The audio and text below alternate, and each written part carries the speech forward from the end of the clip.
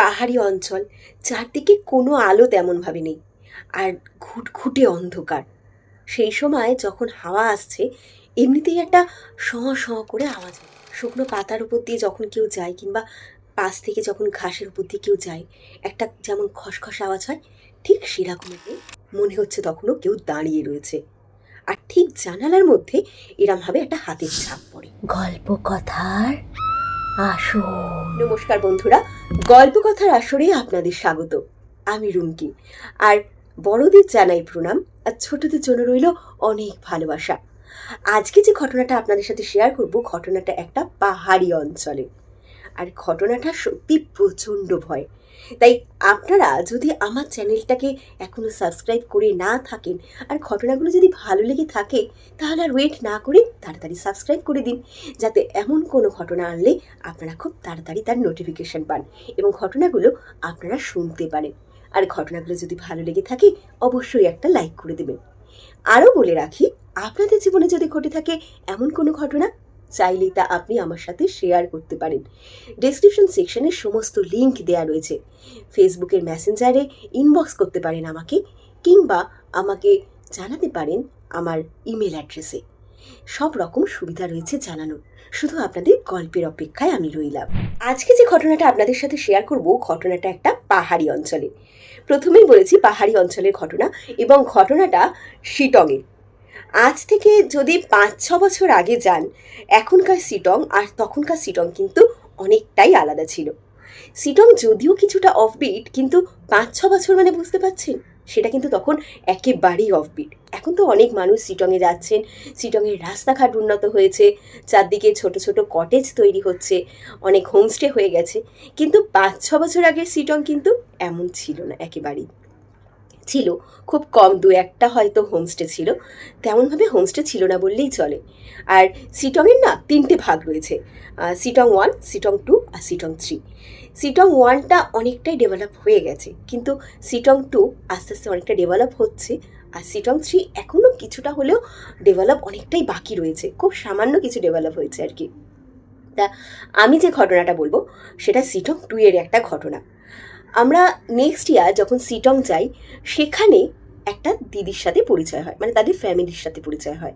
তারা স্বামী স্ত্রী এবং মেয়ে 3জনে মিলে ঘুরতে গেছিলেন, এবং সেখানে গিয়ে কলকাতা থেকে গেছেন, বেহালার বাসিন্দা।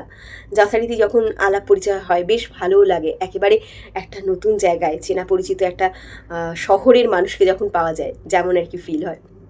তা ওনার সাথে গল্প করতে করতে ওনার সাথে নাম্বার এক্সচেঞ্জও করা হয়। কিন্তু বিশ্বাস করুন, যখন কলকাতায় ফিরেছি, তারপর কিন্তু তাদের সাথে আর তেমনভাবে যোগাযোগই হয়নি। ওই যে ফেসবুকের মাধ্যমে তাদের সাথে কন্ট্যাক্ট হয় মাঝে মধ্যে, কেমন আছো, কি করছো, ভালো আছে কিনা বাড়ির সবাই, এই সব আর কি। এর থেকে বেশি তেমনভাবে কোনো কথাবার্তা হয়নি। তাই রিসেন্টলি উনি আমাকে পিন করেন মেসেঞ্জারে, যে রুমকি কেমন আছো, কি করছো। তা তখন অনেক দিন পর যেহেতু কথা হচ্ছে, তা আমি বললাম যে দিদি, আমি আপনাকে ফোন করি, কারণ সত্যি কথা বলতে আমি একটুখানি চ্যাটিং ব্যাপারটা আমার কাছে না একটুখানি অস্বস্তিকর ব্যাপার মনে হয়, ততক্ষণে একটু ফোনে কথা বলে নেওয়া বেটার। সেই সূত্র ধরে তাকে আমি ফোন করি। তা ফোন করতে তখন তিনি আমাকে বলেন যে রুমকি, তোমার সাথে মানে তোমার আমি ঘটনাগুলো শুনি বা গল্পগুলো তো শুনি, তা আমার এরকম একটা ঘটনা রয়েছে ওই শিটংকে ঘিরে। তা আমি শুনে তো অবাক হয়ে যাই। আমি তখন বলি, আমিও তো ছিলাম আপনাদের সাথে শিটংয়ে, কোথায় তেমন তো কিছু তখন শুনিনি বা হয়নি। তা তখন উনি হেসে বলেন, না, শিটংয়ে তো ওটা আমার সেকেন্ড টাইম যাওয়া ছিল। আমি যখন গেছিলাম তারও আগে, মানে তারও প্রায় 5-6 বছর আগে আমি শিটংয়ে ঘুরতে গেছিলাম। আর তখনকার শিটং আর এখনকার শিটংয়ের মধ্যে তো অনেকটাই তফাৎ। তখন এত হোমস্টে ছিল না। এখন যেমন আমরা রিসেন্টলি যখন গেছিলাম, তখন দেখছিলাম প্রচুর রাস্তা হচ্ছে, রাস্তা চওড়া হচ্ছে পাহাড় কেটে, তারপর ছোট বড় অনেক হোমস্টে হয়েছে। তা উনি তখন বলছেন যে স্বাভাবিক, 5-6 বছর আগে এত তো মানে পরিবর্তন হয়নি।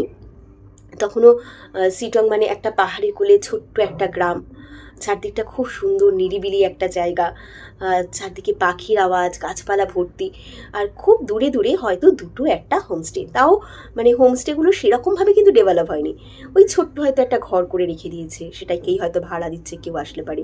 এই দিদি ইউটিউবের মাধ্যমে প্রথম শিটংয়ের কথা জানতে পারেন, এবং সেখান থেকে ফোন নাম্বার নিয়ে কন্ট্যাক্ট করেন, এবং সেখান থেকে সেই জায়গায় চলে যান। তা তিনি বলছেন প্রথম যখন তিনি সিটংয়ে গেছিলেন, গিয়ে দেখছেন তারা যে কটেজটায় রয়েছে, ছোট ছোট পাশে খুব সুন্দর দুখানা কটেজ, আর কটেজের পাশে খুব সুন্দর লন মতো করা রয়েছে, যদিও সেখানে ঘাস নেই, মাটি, কিন্তু চারপাশটা ভারী সুন্দর। মানে তোমার গাছপালা দিয়ে খুব সুন্দর করে সাজানো, পাহাড়ি গাছ, তাতে পাহাড়ি ফুল ফুটে রয়েছে চারদিকটা, আর সামনেটা পুরো ফাঁকা জায়গা, ওখানে গাড়ি পার্কিংয়ের জায়গা রয়েছে। পাশেই একদম চওড়া রাস্তা চলে গেছে, ওখান থেকে সোজা চলে গেলে সিটং 3 পড়বে। আর ওইখানে মানে ওই লনটার ঠিক বাইরের দিকটা এন্ট্রেন্সে আর কি রয়েছে দুখানা পিলার। বোঝাই যাচ্ছে মানে তখনও যেহেতু ওই কটেজ কমপ্লিট হয়নি এবং পুরোটা বাউন্ডারি তো দেয়াই নেই, একদম খোলা মেলা জায়গাটা। আর ওই যে পিলার দুটো রাখা রয়েছে, বোঝাই যাচ্ছে ওখানে একটা গেটের ব্যবস্থা করা হবে, কিন্তু তখনও কোনো গেটের ব্যবস্থা করা হয়নি ওখানে। এবার ওই পিলারের বাইরের দিকে ছোট্ট একটা গুমটি মতো রয়েছে, সেই গুমটিতে এক ভদ্রমহিলা থাকেন, আর সেই ভদ্রমহিলা তার দুজন হেল্পার আছে, দুটি মেয়ে, নেপালি আর কি তারা। পাহাড়ি অঞ্চল তো, ওখানে তো ম্যাক্সিমাম সবই নেপালি মানুষজন বসবাস করেন।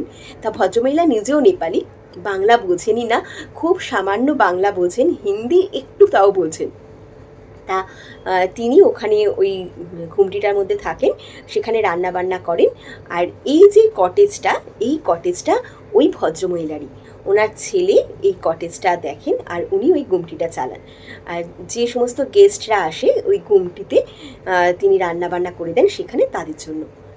আর মজার ব্যাপার হচ্ছে, মানে আমরা যখন লাস্টবার গেছিলাম তখনও ওরকম 7টা 7:30টার মধ্যেই ওরা ডিনার সার্ভ করে দিত।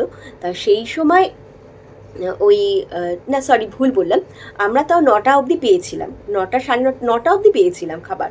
কিন্তু তখন মানে ওই দিদিরা যখন গেছিলেন তখন ওনারা পুরো 7টা 7:30টার মধ্যেই খাবার সার্ভ করে দিয়ে ওরা নিচে নেমে যেত। ওই গুমটিতে ওনারা থাকতেন না, গুমটির পাশ থেকে একটা পাহাড়ি রাস্তা চলে গেছে নিচের দিকে। তাই নিচের দিকে বেশ কিছুটা গেলে পারে জঙ্গলের মধ্যে দিকে, চারদিকে তো গাছপালা ভর্তি পাহাড়ি অঞ্চল, তা সেই গাছপালার মধ্যে থেকে সরু রাস্তা একটা দেখা যাচ্ছে। তা সেই রাস্তা থেকে নেমে গেলে পারে সেখানে ছিল সেই ভদ্রমহিলাদের বাড়ি। তার যেদিনকে এই দিদিভাইরা গেছিলেন ওই মানে সিকিম সিটং 2-তে, তা যেতে যেতে ওনাদের অনেকটাই বেলা হয়ে যায়। তারপর গিয়ে ওনারা ওখানে শুয়ে টুয়ে পড়েন, রেস্ট নেন, নিয়ে ওরা ঘুম থেকে ওঠে, প্রায় তখন বিকেল হয়ে গেছে, মানে সন্ধে হবে এমন সময় তিনি ঘুম থেকে তারা সব ওঠে। তা ভদ্রমহিলা যিনি ছিলেন, যিনি আর কি ওই মানে ওই গুমটি চালাতেন আর কি, তা সেই দোকানটাতে আর কি উনি তখন বলেন আপনাদের যা যা খাবার, আজকে তো এরা মাংস রয়েছে, মানে দেশি মুরগির মাংস, ওখানে তো বেশিরভাগ সময় দেশি মুরগিটাই পাওয়া যায়। তাই উনি বললেন যে এখানে দেশি মুরগির মাংস রয়েছে, স্কোয়াশের তরকারি রয়েছে, ডাল রয়েছে, আর একটু আলু ভাজা রয়েছে, আজকের এটা খেয়ে নিন। আর যদি অন্য কিছু খাবারের প্রয়োজন হয়, মাছটা পাবেন না এখানে খুব একটা ভালো, এরপরেও যদি কিছু খেতে ইচ্ছা হয় কালকে সকালবেলা আপনারা আমাদের জানিয়ে দেবেন, আমরা সেটার ব্যবস্থা করে রাখবো। কারণ একটা মানে ওদের এ তো কলকাতা বা এমনি জায়গা না যে হুট করে চাইলেই পেয়ে যাবে, তা ওদের ওখানে আগে থেকে জানিয়ে দিতে হয়, যেহেতু বাজারটা অনেকটা দূরে, বাজার কাছাকাছি নয় বললেই চলে। তা সেই জন্য উনি বলেই দেন যে যদি কিছু মনে হয় এর বাইরে কিছু খাওয়ার কথা, তাহলে আপনারা আগে থেকে জানিয়ে দেবেন। তা তখন ওদের সাথে অনেকক্ষণ গল্প হয়। ওই যিনি দাদা আছেন আর কি, উনি হচ্ছেন ওই বেহালারই একটি স্কুলের টিচার। তা উনি যেহেতু নাম প্রকাশে অনিচ্ছুক, আমি তাই আর নামটা নিলাম না। তা ওই দিদি তখন গল্প করেন অনেকক্ষণ ধরে ওই ভদ্রমহিলার সাথে। তা গল্প করতে করতে আমরা অনেকেই জানি সিটং মানে ওখানে প্রচুর কমলা লেবুর গাছ হয়ে থাকে, মানে চারিদিকে কমলা লেবুর গাছ চাষ হয়েছে, সব যাদের বাড়ি রয়েছে তারা ম্যাক্সিমামই ওই বাগান করে রেখেছে, কমলা লেবুর বাগান। তা ওই ভদ্রমহিলা আর কি বলেন ওনারও এরকম একটা বাগান রয়েছে, কমলা লেবুর বাগান, যদি কেউ চায় তাহলে উনি দেখাতে নিয়ে যেতে পারেন, কিন্তু সেটা কালকে সকালবেলা, যেহেতু সন্ধে হয়ে আসছে আর তো উনি দেখাতে পারবেন না বা দেখানো সম্ভবও নয়। তাই কাল সকালবেলা, মানে কাল মানে পরদিন সকালবেলা আর কি, যদি এই দিদিভাইরা চান তাহলে তার সাথে গিয়ে তার বাগানটা দেখে আসতে পারেন। ওখানে অনেক স্ট্রবেরি গাছ রয়েছে, আরও অনেক কিছু স্কোয়াশের গাছ রয়েছে, এইসব রয়েছে আর। তা দিদিভাই রাজি হয়ে যায়, বলে ঠিক আছে, আজকে তো ঘুমিয়েই টাইমটা কেটে গেল, কারণ এতটা জার্নি ছিল, সেই লামাহাটা থেকে ওরা জার্নি করে করে আসছে, তা অনেকটাই ডিস্টেন্স, আস্তে আস্তে তো ওরাও বেশ টায়ার্ড ছিল। তা বলে আজকে তো দিনটা কেটেই গেল, কালকে তাহলে সকাল সকাল আপনার সাথে আপনাদের ওই বাগানটা আমরা দেখতে যাব। তা বেশ ভালো কথাবার্তা হয়। 7:30টার মধ্যে ওদের ডিনার দিয়ে দেয়, দিয়ে উনি পুরো দরজা টরজা বন্ধ করে দেন। দিয়ে এবার উনি নিচে নামবেন, তার আগে ওই দিদিদের বলে যে খুব দরকার না পড়লে আপনারা কিন্তু একেবারেই বাইরে বেরাবেন না, কারণ পাহাড়ি অঞ্চল। আর সত্যি কথা বলতে মানে উনি বলছেন পাহাড়টার যেখানে আর কি ওনাদের কটেজ রয়েছে কাছাকাছি আর কোনো কটেজ নেই, কোনো কটেজ নেই। সিরিয়াসলি আমরাও যেবারে গেছিলাম, আমরা যে শিটংয়ে ছিলাম, শিটং 2-তে আমরাও ছিলাম, সেখানেও কিন্তু ওরামই ছিল। মানে আমি তো শুনে শুনে ভাবছি এই কটেজটা আবার সেই কটেজটা না তো, যদিও আমি কিন্তু কিছু দেখিনি ওখানে। তা উনি হেসে বলছে না না সেই কটেজ এটা না। তা ওরম সামনাসামনি কিচ্ছু নেই, একদম ফাঁকা। কোনো দোকানপাট তো দূরের কথা, কাছাকাছি ওখান থেকে বেরিয়েও যদি একটা ঘর দেখা যেত, মানে একটা ঘর পর্যন্ত দেখা যাচ্ছে না। পাশ থেকে চওড়া রাস্তা হয়েছে, নতুন পাহাড়ি রাস্তা আর কি হয়েছে, সোজা বেরিয়ে গেছে, আর ঠিক তার পাশে বড় বড় গাছ। তা উনিও তাই বললেন যে উনি যে আর কি কটেজটাতে ছিলেন সেটা ঠিক এইরকম টাইপের ছিল, কারণ ওখানে কটেজগুলো ওই রকমই ছোটো ছোটো কটেজ, আর ওরকম ফাঁকা রাস্তার মধ্যে কাছাকাছি আর কোনো বাড়ি ঘর থাকার ব্যাপারই ছিল না। তা ওরাম পুরো ফাঁকা একটা জায়গা। তা উনি তখন বলছেন যে 7:30টার মধ্যে ডিনার দিয়ে গেলেও আমাদের তো 7:30টার সময় খেয়ে আমরা অভ্যস্ত না, তা সেই ডিনারটাকে আমরা রেখে দিই। আর বাড়িটা তখন বেশ ঠান্ডা। এবার খেতে খেতে 9টা 9:30 হয়ে গেছে, কিন্তু 9টা 9:30 হয়ে গেলে কি হবে, অত তাড়াতাড়ি তো ঘুম আসে না। আর তার মধ্যে ওনারা যখন লামাহাটা থেকে এসেছেন, এসে অলরেডি ওনারা অনেকটা টাইম ঘুমিয়ে কাটিয়ে দিয়েছে। তা খুব স্বাভাবিক কথা যে এসে অতটা ঘুমিয়ে নিয়েছে, তারপরে না ঘুম আসাটাই স্বাভাবিক। তা সেদিনকে যথারীতি তাদের কারোর আর ঘুম আসছে না। আর বললাম না, কটেজটা যেহেতু একেবারে নতুন তৈরি করা হয়েছে, কটেজের মধ্যে টিভির লাইন আছে, কিন্তু টিভি তখনও তারা এনে পৌঁছাতে পারেনি। আর সেভাবে কেবিল লাইন আছে কিনা সেটাও ঠিক জানা নেই। পুরো কটেজটা তো একেবারেই নতুন, বোঝাই যাচ্ছে। আর কিন্তু কটেজটা ভারী সুন্দর, তাই ওদের খুব পছন্দও হয়ে গেছিল। তা এবার অতক্ষণ ধরে ঘরেতে বসে কি করবে, অনেকটা সময় হয়ে গেছে, এমনিতে খেতে খেতে 9টা 9:30 হয়ে গেছে। তা তখন ঘড়িতে প্রায় 10:30 11টা বাজে। তা তখন দিদিভাই বলছে আমি না একটু বাইরেটা গিয়ে বসি, সারাক্ষণ ঘরের মধ্যে থেকে এই একটা ঘরের মধ্যে পুরো দমটা যেন বন্ধ হয়ে আসছে, একটু বাইরেটা গিয়ে হাওয়া খাই। তখন যে দাদাভাই ছিলেন তিনি তখন দেখে বলছে তোমার কি মাথা খারাপ হয়েছে, তুমি শুনলে ওনারা বলে গেল যে রাত্রিবেলা বাইরে না বেরাতে, আর তুমি বলছো বাইরে গিয়ে বসবে। তা তখন দিদিভাই বলছে যে দেখো এই এতক্ষণ ঘরের মধ্যে থাকতে না আমার পুরো দমটা বন্ধ হয়ে আসছে, আমি লনে বসবো না, আমি ওই কটেজের বাইরে, মানে কটেজ সংলগ্ন যে ব্যালকনি মতো রয়েছে, তা বলছে আমি ব্যালকনিতে গিয়ে বসছি, একটু বাইরে হাওয়া খাই, খেয়ে আমি চলে আসবো, আমি তো বাইরেই রয়েছি, দরজাও খোলা রয়েছে, অসুবিধা নেই তো। তা তখন দাদা আর কি শুনে বলছে দেখো চারদিকটা না প্রচণ্ড অন্ধকার, হুট করে আমরা চিনি না জানি না কেউ যদি দৌড়ে চলে আসে তখন কিন্তু আমরা সামলাতে পারবো না, তুমি এরমভাবে বাইরে গিয়ে বসো না। তা দিদিভাই তখন বলছে দেখো পাহাড়ি লোকরা তো এমনি জানি খুব সৎ হয়, এরা নেপালি লোক, তেমন কিছু হবে না, হলে পারে ভদ্রমহিলা নিশ্চয়ই বলতেন, বা যে আর কি আমাদের এখানে দিয়েছে সেই গার্ড আর কি, সেই গাইড ছেলেটি, সেও নিশ্চয়ই কিছু বলতো, কারণ গাইড ছেলেটা 3 দিন ধরে তাদের সাথেই ঘুরছে। দিদিভাই বারবার এরকম রিকোয়েস্ট করাতে ওনার হাজবেন্ড বলে ঠিক আছে যাও বাইরেটা বসো, কিন্তু খুব বেশিক্ষণ থেকো না, দেখছো তো কীরকম হাওয়া দিচ্ছে ঠান্ডা, বাই চান্স যদি ঠান্ডা হাওয়া লেগে যায়, এখানে কোথায় ডাক্তার আছে না আছে, তখন একটা বিপদে পড়বে, তা বেশিক্ষণ কিন্তু তুমি থাকতে যেও না। তা দিদিভাই ভাবে সত্যি তো বাইরে হাওয়া দিচ্ছে, বেশিক্ষণ থেকে লাভ নেই, একটু বসি, থেকে তারপর চলে আসবো। তা যেটা হয় তিনি বসেন, বাইরেটা এমনি কোনো আলো নেই সেভাবে, আর খুব মিটমিট করে বারান্দায় একটা ছোট্ট আলো জ্বলছে, সেই নাইট ল্যাম্প হয় না, ওরকম একটা ছোট্ট নাইট ল্যাম্প জ্বলছে। তা তিনি ওই নাইট ল্যাম্প জ্বলা না জ্বলার সমান, তার ল্যাম্পটাকে উনি বন্ধই করে দেন। তা করে দিয়ে উনি অনেকক্ষণ ধরে সেই ব্যালকনিতে বসে রয়েছেন, ব্যালকনিতে বসে এত সুন্দর হাওয়া দিচ্ছে, একটা অপূর্ব যেন দৃশ্য, চারদিকে পাহাড়ি অঞ্চল, মানে বুঝতেই পারছেন সেখানে আকাশ ভর্তি তারা দেখা যায়, মানে পুরো জলজল করছে তারাগুলো, চারদিক থেকে সে সুন্দর বাতাস দিচ্ছে, পুরো শঁ করে একটা হাওয়ার আওয়াজ আসছে, আর চারদিকটা মানে একদম নির্ঝুম, কোথাও কেউ নেই। আর দূর থেকে সেই কিছু মানে ঝিঁঝি পোকা টাইপের পোকার আওয়াজ ভেসে আসছে, পাহাড়ি অঞ্চল গাছপালা এমনিই রয়েছে, পোকামাকড়ও রয়েছে, তা সেই পোকামাকড়ের আওয়াজ ভেসে আসছে। তা দিদিভাই বসে সেখানে ফোনটা স্ক্রল করতে থাকছেন। স্ক্রল করতে করতে হঠাৎ ওনার চোখ পড়ে সেই ঘুমটিটার দিকে। যেই ঘুমটির দিকে চোখ পড়ে উনি দেখে হঠাৎ করে ভ্যাবাচ্যাকা খেয়ে যান। দেখছেন ঘুমটির ওপরে কেউ যেন বসে রয়েছে, আর তার রীতিমতো খোলা চুল। যিনি বসে রয়েছেন তিনি পুরো ধোঁয়ার মতো একটা গাউন পরে রয়েছেন, সাদা গাউন, আর তার চুলগুলো যেন বিভৎসভাবে উড়ছে। মুখটা মানে বিভৎসভাবে কোঁচকানো, সাদা ফ্যাকাশে একদম। এই দেখে ওনার আর ওঠার ক্ষমতা নেই ওখান থেকে, বা কিছু বলে যে ওনাদের ডাকবেন, মানে দাদাকে যে ডাকবেন সেই ক্ষমতাটা নেই ওনার। কিন্তু ওখানে উনি আর বসে থাকতে পারছেন না, আর দেখছে যে বসে রয়েছে ওই গুমটির ওপরে, সে ডাইরেক্ট পুরো ওই দিদিভাইয়ের দিকেই তাকিয়ে রয়েছে, পুরো কটেজের দিকেই তার মুখ। দিদিভাই আর একটা কথা বলেননি, ওখান থেকে দৌড়ে উঠে ঘরে ঢুকে যান, দিয়ে দরজাটা বন্ধ করে দেন। তাই এসে দেখছেন দাদাভাইও শুয়ে পড়েছে আর তার মেয়েও শুয়ে পড়েছে। এবার অত রাত্রিবেলা দাদাভাইকে ডেকে বলবে সেই সাহসটাও হচ্ছে না।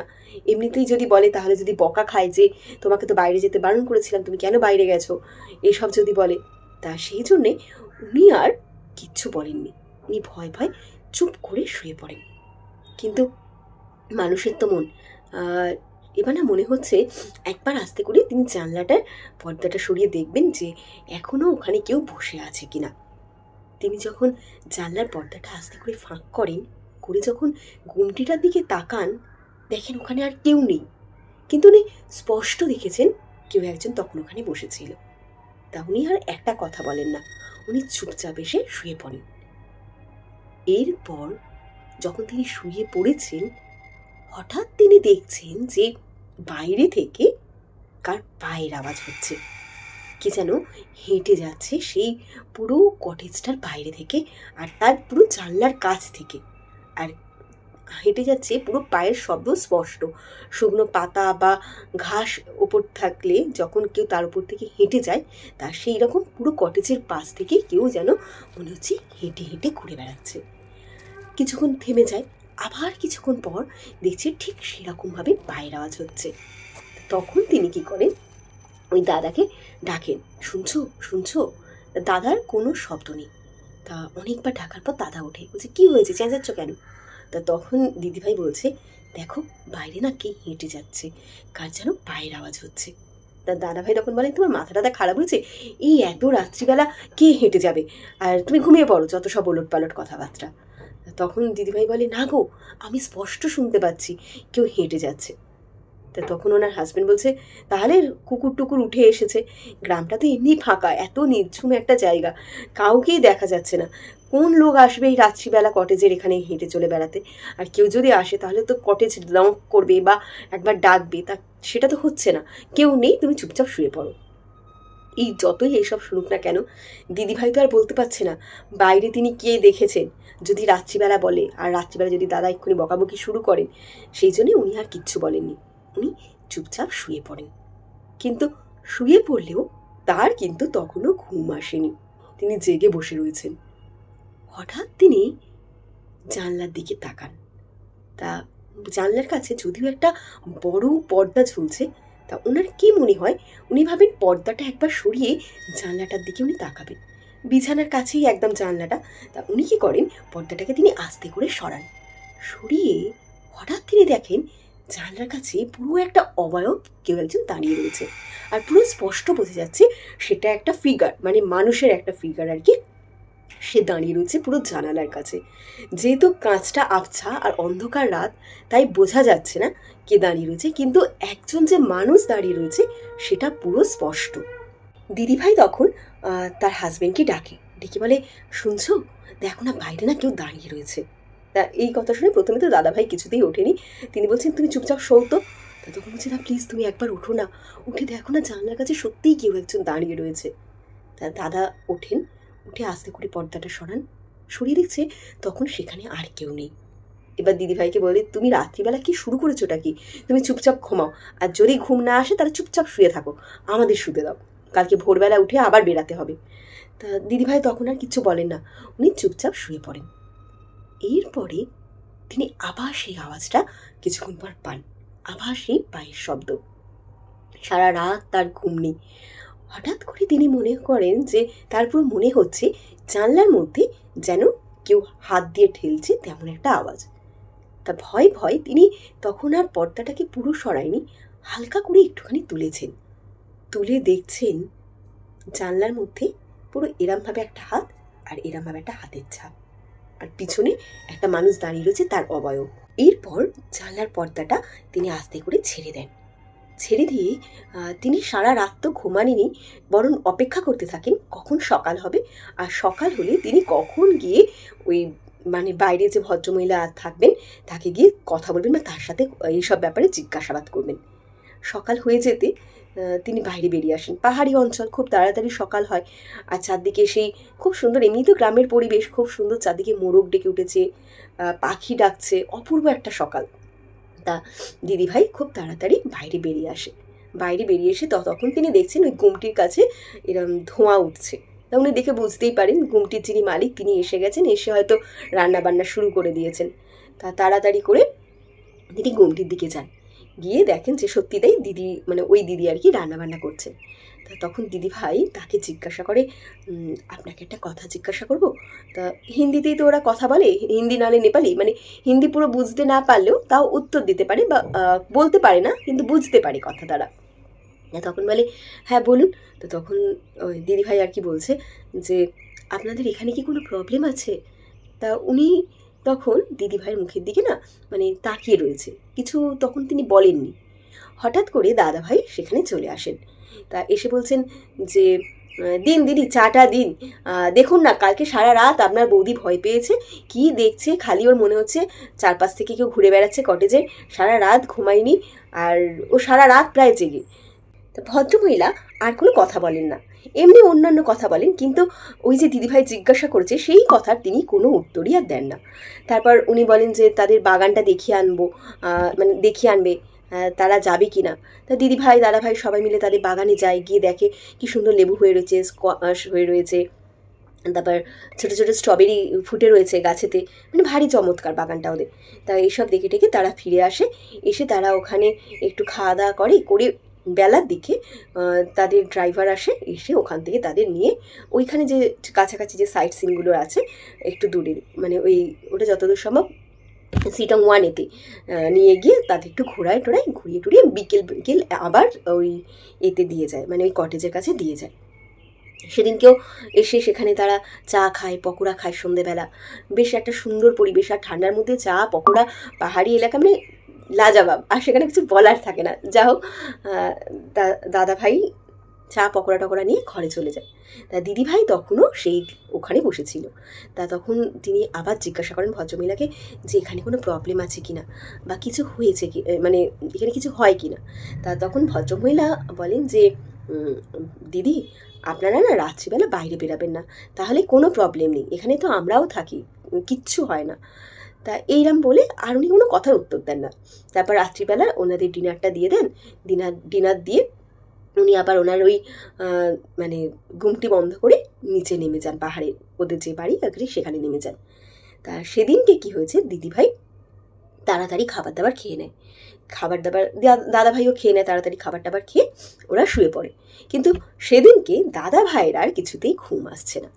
তা সে তখন বলে দিদিভাইকে যে জানো, আমার না কিছুতে ঘুম আসছে না, আমি না একটুখানি বাইরেটা হাঁটাচলা করি। তা তখন দিদিভাই বলে, না না, তুমি বাইরে যেও না, তোমার হাঁটাচলা করা দরকার তুমি ঘরের মধ্যে করো, তুমি প্লিজ বাইরে যেও না। তা দাদাভাই বলে, তুমি কি পাগল হলে? কালকেই তো নিজে বলছিলে একটু বাইরে যাই, একটু হাওয়া খাই, নিজে পারছি না, এইসব বলছিলে, তা নিজের বেলা করতে পারো, আর আমি করলে দোষ? কিচ্ছু হবে না, আমি বাইরে যাচ্ছি। তা দিদিভাই তো তাকে কিছু তো বোঝাতে পারছে না যে সে কাল রাত্রে কী দেখেছে, আর ওটা একদমই তার মনের ভুল না, ওটা সম্পূর্ণ সত্যি কথা। তা দাদাভাই কিছুতেই কথা শোনে না, সে কী করে সিগারেট নেয়, আর এমনিও বলে যে ঘরের মধ্যে সিগারেট খাবো, গন্ধ হয়ে থাকবে বিচ্ছিরি একটা, তার থেকে আমি বাইরেটা বেরাচ্ছি, বাইরে বেশি দূর যাচ্ছি না, আমি এই লনের মধ্যেই থাকবো, এখানে সিগারেট খাবো, খেয়ে আমি চলে আসবো, তোমায় চিন্তা করতে হবে না। তা দিদিভাই বলে, আমি দাঁড়িয়ে রয়েছি দরজার কাছে, তুমি যাও, আমি দেখছি। তা দাদাভাই বলে, আরে কোনো ভয় নেই, তুমি যাও না, তুমি ঘরে বসো, দরজাটা দিয়ে দাও, ঘরের মধ্যে ঠান্ডা হাওয়া ঢুকবে, মেয়েটা শুয়ে রয়েছে, তোমরা শুয়ে পড়ো, আমি এক্ষুনি, আমি তো এই পাশেই রয়েছি, লনটায় ঘোরাফেরা করছে, বড় যে ব্যালকনিটা হয়তো একটু বসবো, বসে আমি সিগারেটটা খেয়ে চলে আসছি। এই বলে দাদা ভাই সিগারেটটা নেয়, নিয়ে বাইরে বেরায়, একটু ঘোরাফেরা করে, এদিক ওদিক থাকে। থাকতে থাকতে তিনি হঠাৎ দেখেন সেই ঘুমটিটার সামনে রাস্তার উপরে এরকম একটা বড় ওই পাথর মতো পাতা রয়েছে। অনেকে গিয়ে ওই পাথরটার উপর বসে। সেই পাথরটার ওখানে কেউ একজন পুরো আগডুম বাগডুম হয়ে বসে রয়েছে, আর সেরকম পুরো তার চুল খোলা, হাওয়াতে তার চুল রীতিমতো উঠছে, মুখ সেই বিভৎস একটা সাদা ফ্যাকাশে মুখ, আর সেরকম সাদা গাউন পরা। তিনি দেখে দৌড়ে ওখান থেকে পালিয়ে আসেন ঘরের মধ্যে। এসে মানে ঢকঢক করে জল খান, খেয়ে বৌদিকে ডাকেন, মানে দিদিভাইকে ডাকেন, ডেকে বলেন, জানো বাইরে আমি কি দেখলাম? বৌদি তো জেগেই ছিলেন, বৌদি তো জানেন কালকেই ওনার সেই অভিজ্ঞতা হয়ে গেছে। তা বৌদি তখন বলেন, আমি সব জানি, আমি কালকে তোমাকে এই কথাটাই বারবার বলার চেষ্টা করছিলাম যে আমি এরম একজনকে দেখেছি, তুমি কিছুতেই আমার কথাটা শুনলে না। তা তখন ভদ্রলোকের তো মানে আর কথা বলার অবস্থায় নেই, ওরম একজনকে দেখে। তা উনি কোনো রকম রাত্রিবেলা চুপচাপ শুয়ে পড়েন। সারা রাত ওদের কারোর ঘুম নেই। সেই রাত্রিবেলা দাদা ভাইও শুনতে পাচ্ছে পাশ থেকে, মানে ওদের কটেজের পাশ থেকে কেউ হেঁটে চলে বেড়াচ্ছে, পুরো তার পায়ের শব্দ স্পষ্ট। তা সকাল যখন হয়, বৌদি আর কি তখন দিদিভাই তখন বলে যে সেদিনকেই তো ওদের লাস্ট ছিল, ওরা সেদিনকেই গাড়ি, মানে ওদের গাড়ি আসবে, ওদের ওখান থেকে নিয়ে অন্য জায়গায় চলে যাওয়ার কথা। তা দিদিভাই তখন বলেন যে মানে ওই ভদ্রমহিলাকে, আপনারা যদি একটু আগে থেকে বলে দিতেন আপনাদের এখানে কোনো প্রবলেম আছে, আমরা একটু সাবধান হয়ে যেতাম। আমাদের তো এসব অভিজ্ঞতা নেই, এই ভয়টা মানে আমাদের হতো না। রীতিমতো এখন আমরা যদি এত ঘুরি, কিন্তু আমরা এখন কোথাও ফাঁকা জায়গায় থাকতে গেলে আমাদের রীতিমতো ভয় লাগবে, আমাদের 10বার ভাবতে হবে যে সেইরকম জায়গায় থাকা উচিত হবে কিনা। তা তখন ওই ভদ্রমহিলা বলে, বৌদি কিছু মনে করবেন না, আমরা বলিনি এই কারণে, ও কারোর ক্ষতি করে না, ও এখানে বহু বছর ধরে রয়েছে, আর আমরা গ্রামের লোকেরা অনেকেই ওকে দেখেছি রাত্রিবেলা, কিন্তু এত বছর হয়ে গেছে ও কিন্তু কারোর কোনো ক্ষতি করেনি। আর আপনাদের আগেও অনেক পর্যটক এখানে এসেছে, আপনারা রাত্রিবেলা উঠেছেন বলে হয়তো ওকে দেখতে পেয়েছেন, তারা কেউ দেখতেও পায়নি, তারা মানে ওরা কারোরই কোনো ক্ষতি করে না, আপনারা দেখেছেন বলে আপনারা হয়তো ভয়টা পাচ্ছেন। তা তখন তো দিদিভাই প্রচণ্ড রেগে গেছে, রেগে গিয়ে বলছে, যদি আপনার অন্য কোনো পর্যটক দেখেও থাকে, আপনি কি আমাদের কাছে সত্যি কথা বলবেন যে সে দেখেছে? আপনি তো আমাদেরই বলতে চাইছিলেন না। কালকে আমি বারবার বলার চেষ্টা করেছিলাম, আপনি তো বলেনইনি। আজকে দাদা দেখেছে বলে, দাদা যখন আপনাকে জোর করে বলেছে যে হ্যাঁ এরকম হয়েছে, তখন আপনি এই কথাটা আমাকে বলছেন। আপনি কালকেই রাত্রে বলতে পারতেন, বা কালকে মানে সকালে আপনি বলতে পারতেন, তাহলে আমরা অন্য ব্যবস্থা করতাম। আপনাদের কাছে টাকা তো আগে থেকে দেওয়াই ছিল, আমরা তাহলে জায়গাটা অন্তত চেঞ্জ করে নিতাম। এটা তো মানে এইরকম ভয় দেখানোর তো কোনো মানে হয় না। তা যা হোক, এইরমভাবে সেই দিনটা যায়, এবং সকালবেলা তাদের ড্রাইভার আসে, তাদের গাড়ি নিয়ে অন্য জায়গায় নিয়ে চলে যায়। আর মানে এই অভিজ্ঞতাটা সত্যি শুনে আমার নিজেরই প্রচণ্ড ভয় লাগছিল, কারণ আমি তো খালি ভাবছিলাম, আরে বাবা আমিও তো সিটংয়েই ছিলাম, সিটং 2তেই ছিলাম, আর যদিও ওনাদের কটেজ আমাদের কটেজ এক নয়, আমরা ওখান থেকে সিটং থেকে যখন আউটডোরে যাই, আউটডোরে না মানে এমনি যখন ঘুরতে যাই আর কি, সেখানে গিয়ে ওনার সাথে কথাবার্তা হয়, সেখানে গিয়ে ওনার সাথে আলাপ হয়। আমরা একটা হোটেলে খাইয়েছিলাম, তা সেখানে উনিও খেয়েছিলেন, এবং সেই সূত্রে ওনাদের সাথে কথাবার্তা হয়, সেখানে তখন ওনাদের সাথে দেখা হয়। ওনারা তো আমাদের কটেজে ছিলেন না। তা আমি খালি ভাবছি, কি জানি বাবা, আমাদের কটেজটা তো উনি যেমনভাবে বললেন ওরাম টাইপেরই তো কটেজ, সেই কটেজটা আবার না তো। যা হোক, আমরা তো কিছু দেখিনি আমাদের কটেজে, আর হতেও নাও হতে পারে, কারণ ওখানে ম্যাক্সিমাম কটেজ ওরাম টাইপেরই, কারণ আমি যে কটা কটেজ দেখেছি ম্যাক্সিমাম কটেজ ওরকমই। সুতরাং ওরমভাবে বলা যাবে না কোন কটেজে হয়েছে না হয়েছে, তবে এটা ওনার একটা সাংঘাতিক অভিজ্ঞতা যেটা উনি আমাদের শেয়ার করেছেন। আজকের মতো ঘটনাটা এখানেই শেষ করলাম। আশা করি আপনাদের হয়তো ভালো লেগেছে। যদি ঘটনাটা ভালো লেগে থাকে অবশ্যই একটা লাইক করবেন, আর পারলে কমেন্টও করতে পারেন। আর আপনাদের জীবনে যদি এমন কোনো ঘটনা ঘটে থাকে, সেটা চাইলে আপনি আমাদের সাথে শেয়ারও করতে পারেন। আপনার ঘটনা আমরা পড়ব, আপনার ঘটনা আরও 5 জন জানবে, যদি আপনি চান তো। আর পরবর্তী ঘটনার জন্য অপেক্ষা করুন। রবিবার দিনকে আবার একটা নতুন ঘটনা নিয়ে আপনাদের সামনে হাজির হব। ততক্ষণের জন্য টাটা বাই বাই। সকলে খুব ভালো থাকবেন। শুভরাত্রি। নমস্কার।